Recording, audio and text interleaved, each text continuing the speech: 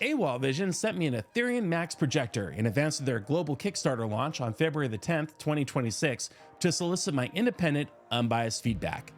1 year ago, I installed an AWOL Vision 3500 Pro ultra short throw projector along with their 150-inch seamed ALR screen in my home theater, which is a 20 by 20 foot space with a 10-foot ceiling. In the following series, I'll demonstrate the performance differences between the 3500 Pro and the new Aetherion, so you can be your own judge. First up, let's take a look at unboxing the Aetherium projector together, shall we? The unit was shipped to me in a thick, sturdy cardboard container with molded EPS foam mitigating impact shock to the inside packaging, which I really appreciate. The actual retail box itself is beautiful. Its sleek black printing is a vibe, and it's constructed well enough to ensure that everything made it to me safely. The box front features badges for Works with Alexa, Works with Google Home, and Works with Apple Home, while the back of the box has Google TV branding. The side panel is laden with badges, some of them very familiar, and others with more ambiguous meanings. The list includes RGB triple laser, 4K UHD, 200-inch screen size supported, Dolby Vision and Dolby Atmos, IMAX, HDR10+ filmmaker mode, enhanced black level, Rec 2020, active 3D, dynamic tone mapping, Dolby Vision gaming, variable refresh rate, ALLM auto low latency mode, and turbo gain mode 1 millisecond. If you'd watch a video discussing all of these badges and what they mean, let me know in the comments and I'll make it.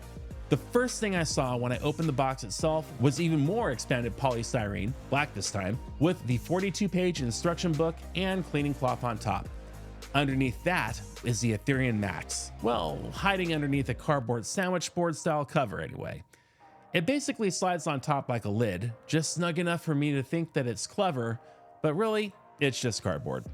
I'll remove it once, toss it to the side, and probably never think about it again. But under that cover, wow, she is pretty. 22¼ inches long, 12¾ inches deep, and 5½ inches tall, with 19 pounds on the scale. It has that sleek black chrome finish that screams, I'm modern, but I mean business. The front grille reminds me of Knight Rider or perhaps a Cylon, and the geometric angles caught my eye from every angle. It's low profile, but wants you to know that it's the centerpiece. And yes, those glowing lights on the front can be turned off and on in various modes which are saved in the settings, which is great.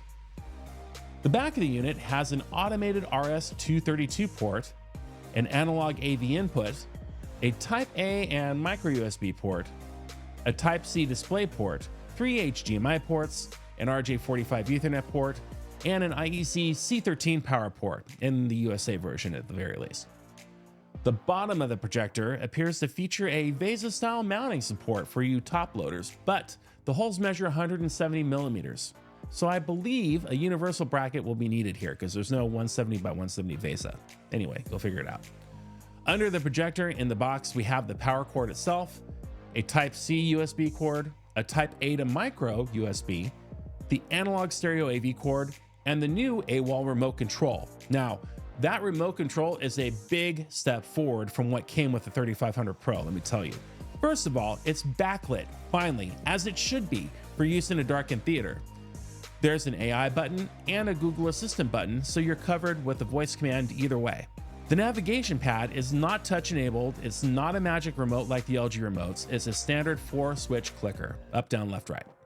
The instructions do not indicate if the Live TV button or the app-specific buttons are customizable, so we'll have to test that, but otherwise, it seems to be a well thought out and drastically upgraded remote control. Well, that's it for the unboxing. I'll be back with a setup video next, and then the main event. A shootout between the AWOL Vision 3500 Pro and the Aetherion Max on several of your favorite movie scenes that you voted for on Facebook, shown in daylight, in ambient room light, and in total room darkness on that 150-inch AWOL Vision ALR screen right next door to my home theater. Until next time, please enjoy light amplification stimulated by the emission of radiation 3 times responsibly.